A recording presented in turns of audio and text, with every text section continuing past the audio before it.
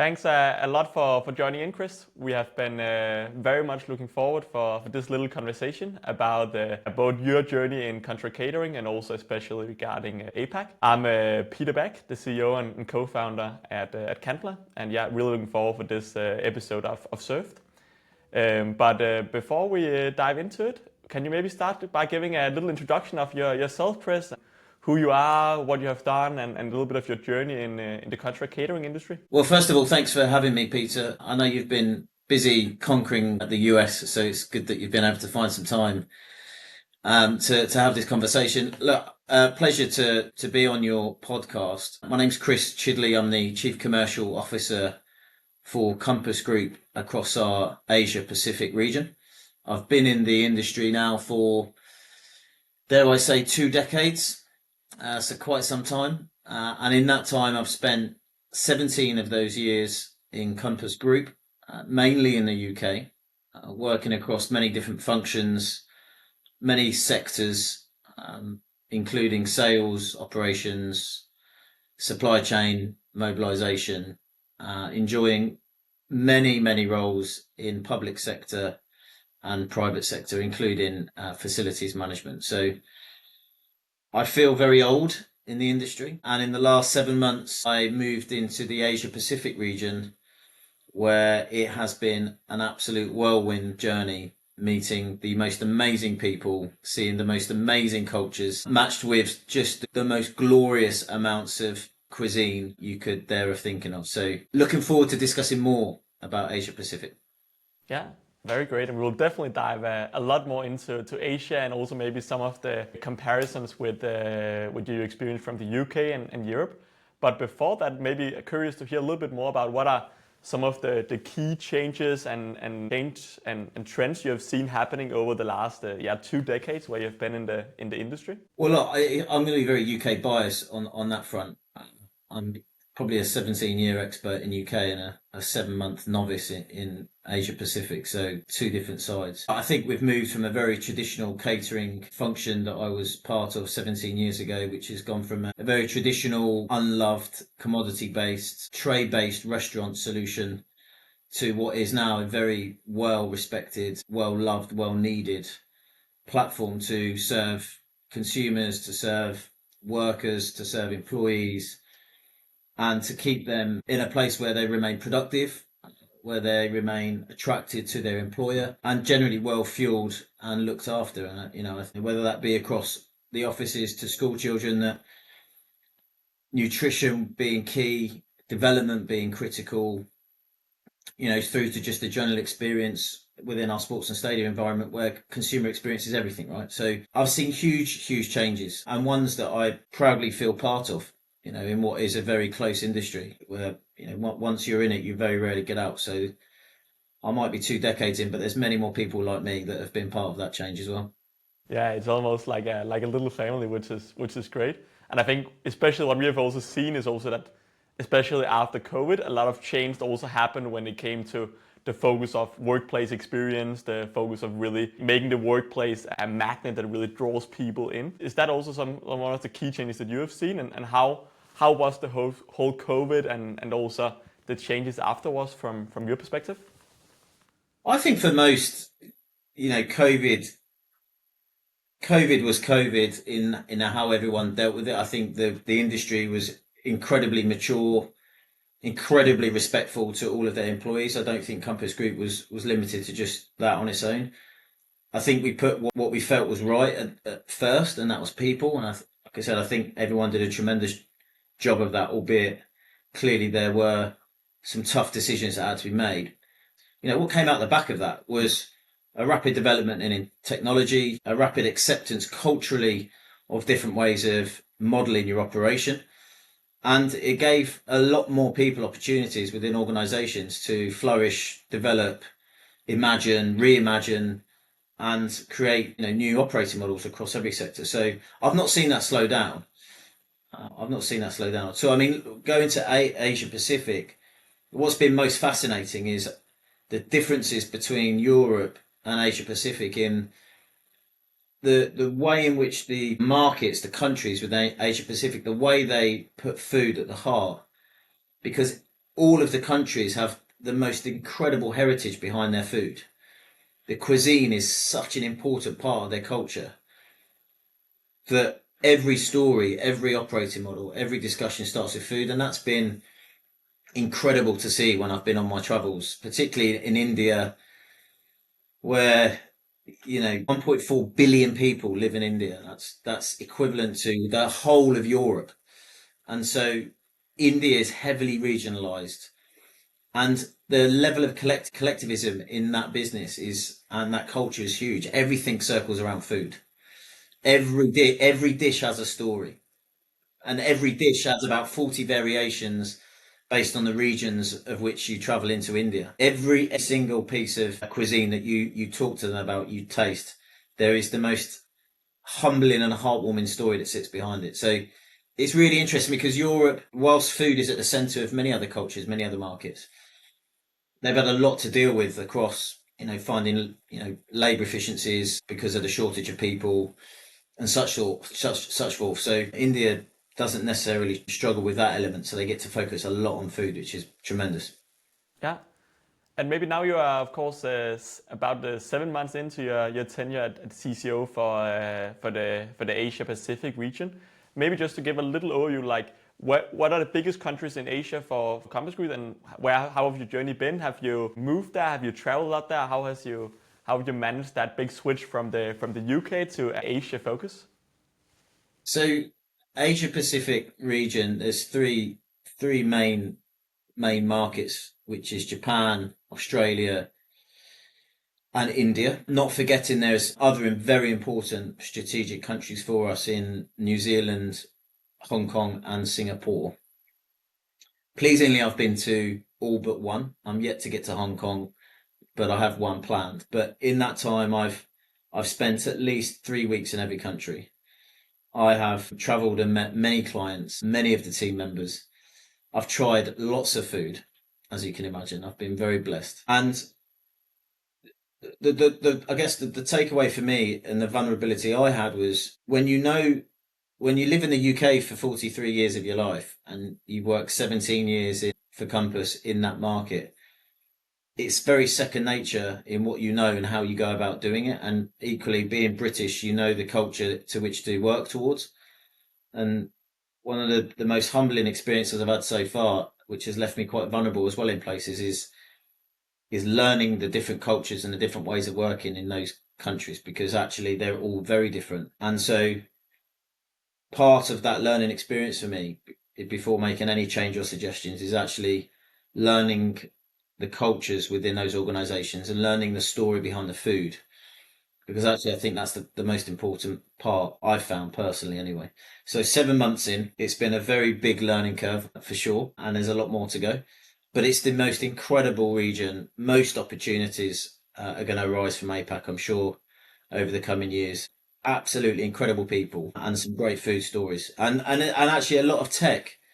Really a lot of resurgence in tech in some of those main markets as well, which I'm sure we'll come on to talk about. But it's a real it's a wonderful place to go and challenge yourself into new learnings for sure. And if you look at, I think there's many people that's gonna watch and listen to this that have never been to country catering in Asia, but maybe have good experience with it in UK or Europe. If you are walking into a country catering, either workplace restaurant or similar in Asia and also in Europe, what are some of the key differences that you will notice, and some of the key things that we maybe also can learn from Asia from your perspective? Yeah, I think that's a good question. It's something I probably didn't consider too much when I came into the role, insofar as India, Japan, and Australia, for example, are very different countries in their cultures, their approach to food, the way in which they work, all very, very different. There's no better way or the wrong way, but there's just different ways of approaching the same destination. And that's probably one of the biggest learnings that I've had. I would say, in answer to if I was to give a strategic answer, I would probably say agility and customization, I would say, are big differences, big strengths of the Asia Pacific market. I mean, if you look at Japan, for example, everything is done with real precision. Everything is done with quality over quantity. and there's a real big bento box style operation over in Japan, which is a huge market for them. Which is, I'm sure everyone knows bento boxes, but is a strong offer, somewhat retail based, but has a big part to play in workplace catering. And they focus highly on the presentation and the structure of the meal. And of course, fresh ingredients, being an island, being so rich in seafood, you know, very, very precision based on cooking techniques, presentation, and of course, minimal food waste, which is very much linked to kind of a fresh approach, just in time approach. Whereas if you take, say, Australia and New Zealand, theirs is all about local sourcing. It's about transparency of where the product comes from, sustainability, having some more Western style cuisine approach to kind of flexitarians, plant based food. So there's a real mix, it's got a high operation in CPUs delivered in meals, and so there's a real nice blend of operations. Now I think in Europe there's a lot more to come in that space with regards to CPUs, the movement on sustainability, the retail offer around bento boxes. I think we've kind of played with that in the UK, but actually I think as labour becomes more challenging and efficiencies, I think CPUs, retail offers in bento boxes will be quite key, I think. So that is there some of these areas where you feel like Europe and the UK is maybe behind if we compare it to some of the Asian markets that you have gotten a deeper knowledge into now? I think the cultural differences I see in across Asia Pacific drive different sets of how we reimagine our solutions, which is a real strength of having some real core markets that think differently based on insights in, consumer trends, consumer wants and dislikes, general economic outlooks, market growth. So yeah, I think what it gives you is a firmer, more wider view of how you can reimagine, how you can develop your solutions. Perhaps in the UK, it's a mature market, and maybe I guess there's not as many challenges. It's one size fits all with regards to the economy and how it applies to public and private sector. Perhaps Europe. I don't know Europe well enough to comment, but I think having been in the UK and now seeing what's available across different markets across Asia Pacific, there is a lot of amazing stuff going on the east side that I think will make its way into the west side for sure. Yeah. And if we dive a little bit more into maybe some of the things that have also been key trends in Europe and UK, mainly focusing on like sustainability, food waste, but also technology. What do you see like some of the main differences out in Asia? Is there a lot of robot waiters? Which role does that play? How do you see the technology landscape and also sustainability focus in Asia? Yeah, I would say there's this piece around kind of mobile first culture versus this traditional catering and how they come together. I've seen a very different approach again as I've gone through markets. So if you take Hong Kong, Singapore, for example, there's a massive reliance on mobile ordering. It's part of their lifestyle. There's one app for ordering a taxi, the same app you use for your groceries. It's the same app that you use for ordering your breakfast delivered into the office. So there's this real dependency in Hong Kong and Singapore for that style of operation. So very mobile first. If you take India, India are also to a certain extent mobile first with a blend of traditional catering. So they are used to quick developments of applications on your phone, and so there's the pre-order, prepay. But there is also this element of CPU development, which I talked about, which I think is becoming more and more prominent. Those two blend together very well because you can pre-order your food delivered straight from a CPU. So there's a real growth area in that regard. And of course, if you go to Australia and New Zealand, that focus around tech is more around sustainability, tracking food miles, CO2 footprints, waste management metrics. Australia probably have a more of a Western influence in regards to where they see tech being formed. And of course, Japan has, as you mentioned, robotics. I mean, they do it. They do it very well, and it comes back to their culture of precision, their culture around Kaizen, around continuous improvement in making small steps, but making sure they're precise. And I think they've done that very well in terms of their robotics and their capability, not limited to just the food industry.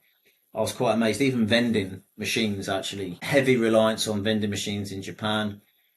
Very different from the vending machines that you and I might see in the US or the UK or across Europe. It's very large, huge SKU range of the most bizarre products that, well, we might find bizarre, but actually the Japanese would find as part of their staple expectation from a vending machine. In fact, I was in Japan only 4 weeks ago. I was on the Shinkansen, which is the bullet train, and I took a hot coffee from a vending machine, and it was like a heated up hot latte in a plastic bottle, and I greeted it with a bit of hesitation, but actually it was a brilliant product, and you see lots of people using them. So I think it's a very different buying behavior, but yeah, very robotic and tech based in Japan for sure.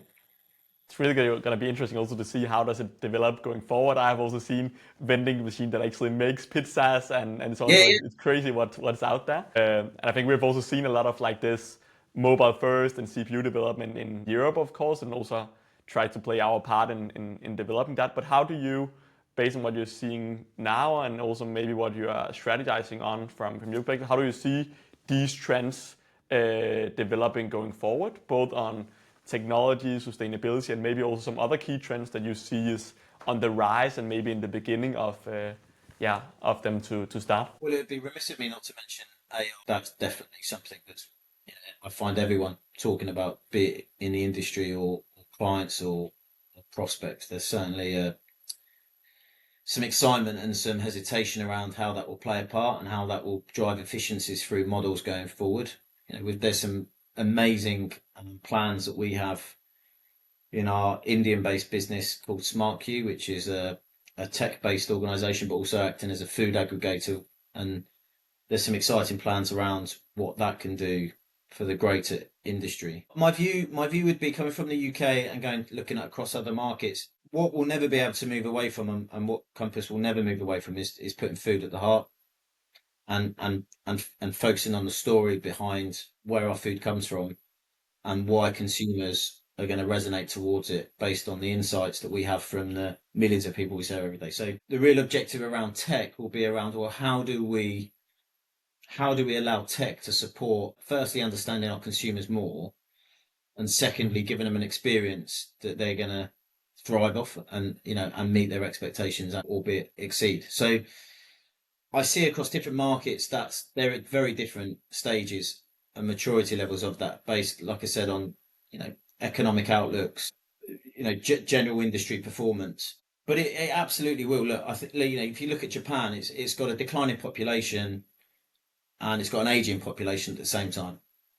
So you can't ignore the fact, for example, in Japan, that we have to find different and effective ways of serving our consumers, as does every business in Japan, while still maintaining the quality that we expect from our food delivery, but also the service we provide. And so I think tech will become a huge part in that over the next 3 to 10 years. In what we're looking at is how we redevelop and actually, having been there myself and seen many of the operations, met many of the team, spoke to many of our clients, I get really excited by Japan because actually those teams are facing into efficiency challenges every single day, and so I think there'll be a lot of learnings, tech-based learnings, to take from Japan and implement across other more mature markets that might be facing similar challenges, because they do exist.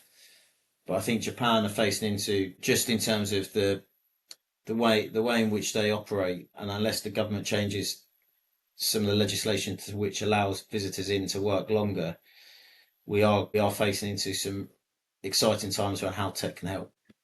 I think you're very right about also like that whole consumer expectations is also what we are seeing that they have really developed over especially the last 5 years, where now you just expect that convenience, you expect that ease of use, because you also compare it to high street, you compare it to the other applications and functionalities you have on your phone, and you really want and desire that ease of use. You want to know what is the CO2 in the products, the calories, all of these other things to really inform your decision and also get it personalized to you is also really something we are seeing a lot of. But I'm also really curious about, you mentioned AI, and I'm curious if you have any potential inspiration for other caterers. Do you have any like good applications, if you are allowed to share, where you in Compass Group or APAC or maybe even just your personal life have managed to get huge efficiencies or improvements based on AI and those new technologies? I'll share my personal journey. My personal experience of AI has been one of curiosity. All I would say that in terms of how I've gone about AI and using the many platforms that are out there is the more you play with it, the more you ask it questions, the more you experiment, the better the output becomes. And it sounds quite obvious, but I've had some real fun with AI in terms of designing, building anything from my living room interior design through to my dream car. You can really use AI to create many things in split seconds. And the obviously within Compass Group, like many other organisations, we have our own projects on how we're going to utilise it. We will continue that journey and work with our own internal teams and the experts out there, and we'll come up with something that benefits all of our consumers and allows us to move forward. But actually, I think my personal experience is enjoy the awkward moments of how to use AI. Don't shy away from it. Ask it questions that you think are silly. That how could it possibly know the answer to it? But actually, it will.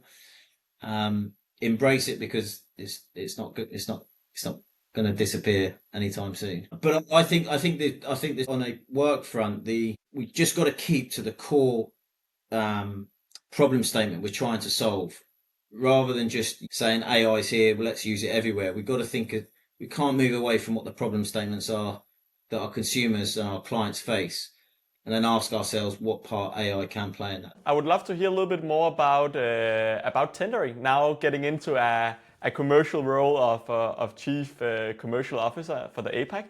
I'm really curious to see, how do you see tendering being in Asia and Europe, and how has it been also for you culturally to adapt to doing business in Asia, which I could assume is quite different in terms of culture and way of engaging and acting, negotiating, all of these things that is included in growing and a business and doing deals in a new country. There's quite a few similarities as you'd expect, and there's equally as many differences. I would say the headline answer is and like with any market, so this isn't a specific difference between UK, Europe, or indeed Asia Pacific, but you typically get markets where you've got relationship driven tenders or relationship driven B2B, or you've got the compliance driven markets. And so there is a fine cocktail of that across Asia Pacific. Now, actually, I used to look after the Irish business for 3 years, and having lived there, it was probably my family and I's favourite time, not just for my career, but for us as a family. And that is a very relationship driven country and culture. And so I saw very good examples of how to do business there and really enjoyed it. I think there's not a single person, you included, I'm sure, that, doesn't dislike relationship driven business. And then you've got your compliance side, which it can be a little bit more transactional. It can be a little more laborious and process driven, but equally what is that it's a fair process. It's scored. It pushes your business to do more as opposed to relying solely on a relationship. So I think the blend of both of those is always what I enjoy when it comes to tendering. If you take India and Hong Kong, they're both very relationship driven, based in their tenders. Now they do tender, it is scored, but of course relationship is critical, and much like their culture. If you look at Japan, now that's extremely formal, very process driven. They value long term performance. They value meticulous planning. And they do a lot of deep due diligence. And trust and reputation in Japan is everything. It's something I've seen firsthand. Trust and reputation is everything. And if we look at both like some of the relationship-based market, but also some of the more compliance-driven market, how do you, from a brand Compass perspective, go about making sure that we don't commoditize the service that you're doing? Like in the same way that we and all others is always about how can you stand out, how can you do something that's extraordinary, so people are not just looking for somebody that can come in and make some food, but you actually drive some extra value, you stand out. How do you approach that, and how do you think about that differentiation, that competitive edge? This probably goes back to how I've seen the industry change in the last 20 years, because it's people like you, Peter. It's companies like Compass. It's other companies out there that have stayed true to who they are and what they do and what they represent, and the change they're trying to make in the industry. I.e., we're not a commodity. We genuinely feel what we do makes a big difference to your employees, to the consumers, to your organisation's reputation, to the way in which you retain and attract your talent. And so we're not a commodity. We're much more. And I'm proud to say, actually, in the last 20 years, I've seen a real big shift in the percentage of organisations that choose to see us as that, or see the industry as that. And so it's, I would say, very, very rare do I come up or speak to anyone that feels what we do or what our industry represents as a commodity. And No, so, I find that brilliant. And actually, I think that's what attracts people to our industry, is that no longer is it a commodity that people buy on a price. It's actually an offer they buy on a value. And it makes people want to join us, which only, if you think about it, if we can attract talent to our own industry, it allows deeper, wider thinking about our offers that then improve the offer, which then creates the value, which shows it's less of a commodity. So I firmly believe our industry's valued, respected, is on the up. I think it attracts talent. I think we need to do more of it. I do think we need more talent in the industry, but I don't think we've done a bad job. And I love the competitive nature of our industry. I love it, because it only makes us better. And it only makes us look at what your services offer and your end-to-end solutions of tech, how it enhances our own solutions and how we bring it to our clients. So I think the tendering piece is, I think we're very comfortable in either relationship and or compliance, because ideally we'd like both, because we like the clients to know who we are and who they're working with, and vice versa. But we also want us to show our pedigree and what we offer in a very fair and scripted way, so that we can bring it to life. But sometimes you can't have both. But as you go through the process, of a compliance side, eventually you do get to meet the teams and decide both ways whether it works. But we are very selective as well, Peter. We won't, as I'm sure most do, if we sense there's a real commodity based buying decision, that typically, we'll have a discussion as to whether that is going to suit our profile or not. If you look at like the business that you're winning both in Asia but also in the UK and so on, what do you see as like Compass Group's like one or two like biggest advantages, or the things that you highlight the most? You're asking me to give away our secret sauce there, right? In that instance, I think we've got a very strong culture of people. I think we've got a very, very strong culture of using insight. I think we have a very unrivaled amount of insight around our consumers that we gather every day from the millions of customers we serve. And so I think what we're able to do is build solutions that are exactly right for the demographic or the segment that we are working in.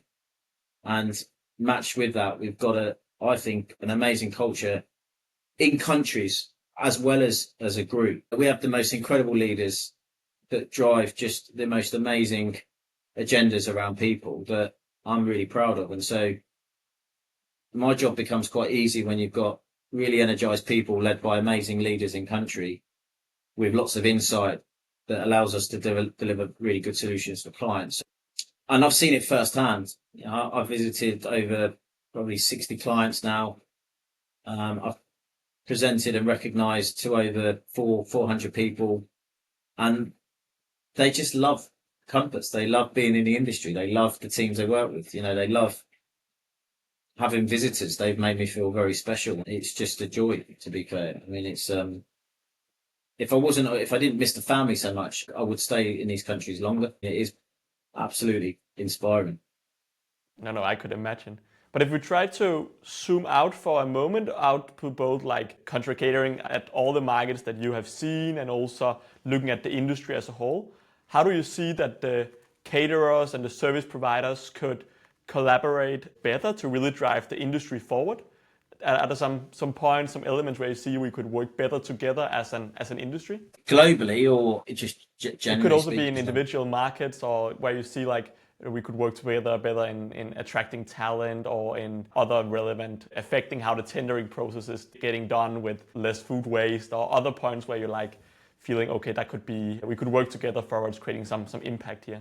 I mean, if we're going to talk about the tendering process specifically, I think the industry, it's perhaps not for the industry, but I do think as the catering industry evolves and the buying behaviours change, linked to market conditions or sub-markets within countries and that changing, then I do see a requirement to review the tendering process at client side, perhaps, on how they best find the partner that suits them for years to come. Because relationship is key. I think there's more proactive engagement that can be done before a tender process comes out to understand each other's needs and requirements and to find the best partner through a collaborative approach, more face-to-face interviews. And I've seen some really interesting tender frameworks coming out in the last 6 months, which would give me a sign to say that is beginning to change, particularly in the UK market. But I would love to see longer relationships, longer contracts, that allow for longer strategic relationships, as opposed to, some markets are 1-year contracts, 3-year contracts. But I would say the industry itself has worked very well, indirectly and directly together. Like I said to you, I have many friends, stroke colleagues, ex-colleagues that have joined other organisations that once you're in the industry, you very rarely leave. I very rarely, like I said, the length of service in the APAC leadership team is double digits years. So people very rarely leave, and so I think staying close, staying communicative, believing in the industry. I think if everyone does that, and what I've seen in the last 20 years, in 20 years' time, I think the industry will be more needed, more developed, more collaborative, and far more tech-based in 20 years than it is today. But equally, we're in a great place now than we were 20 years ago. So I've got nothing but good visions for the future. And if you look at young professionals coming into the industry today, imagine yourself 2 decades ago, or somebody new coming into a Compass Group or other caterers. What are some of like the top advice that you would give to them to go on an incredible journey just like yourself? Because that's also really what I'm experiencing in this industry, that there is really good career progressions opportunities for many people. So do you have any advice that you think would be good to give to these young professionals? I would say to anyone of any age, of any, whether they're in a job not in a job, whether at school, not at school, the industry has got a role for you at any entry level with any qualification or no qualification. If you like fast-paced environments, if you like working in big groups, or if you like working on your own, or whatever you like, there is a dream job for you in our industry. If you can write down on a piece of paper the things that really get you out of bed in the morning, or the things that your superpowers have, I promise you there'll be a job in our industry. And once you've found that, it's a world within a world. I say to anyone that joins Compass Group, you work with you effectively joining a world within a world. If you get bored or you want to move on, you will find another job in our organisation. There are hundreds of different types of jobs that can be achieved, and there's lots of different career pathways that we have. Yeah, I would love to see more people in this industry, not just Compass Group. I think there's so many people out there that maybe see the catering industry as just a chef white or a customer service assistant on the till, which are both brilliant jobs and have great career pathways to bigger things. But there's so many more different opportunities in finance, marketing, health and safety. Could list 1,000. So yeah, I mean, if anyone does see this, and I'm quite often going on LinkedIn I'm quite passionate about this, is it doesn't matter about qualifications per se. This industry is for absolutely everyone. Well, that's a great way to also end this talk. But here in the last piece, I will just hear if there's Anything else that you think could be good to highlight or mention about the Asia country catering industry, or any of the things that we have talked about? No. Look, I think the last, if I was going to, give a good testimony for yourself and what you do, we talked about tech and the evolution of tech. And I think what you do, what you provide, the way we work together, and I think you've just expanded into the US. It won't be long before you take on the world and you're representative across many other countries, I'm sure. But if we just focus on the consumers, if we just focus on the experience, the efficiencies that we're going to have to find with when the markets change across different countries, this isn't about saving money per se in labour. This is about reinvesting it into other places and finding smart efficiencies that don't affect consumers. I think your software has proven that it does that enough. I can see it. I can see the journey across Asia Pacific where that's going to become a bit more prominent in looking at, real fine tuning of the efficiencies that might be in back of house and front of house, and reinvesting some back into, if not all, back into the experience. So, if any of my APAC colleagues are watching, I would finally say thank you for the warm welcome in the last 7 months. I hope I've represented them in the right way. Thank you, and thanks a lot for participating here, Chris. We really, really appreciate it. I think it's been a really interesting conversation. Yeah, and thanks a lot. And yeah, that's all for this episode. But have a good day, everyone, and thank you for listening. Bye.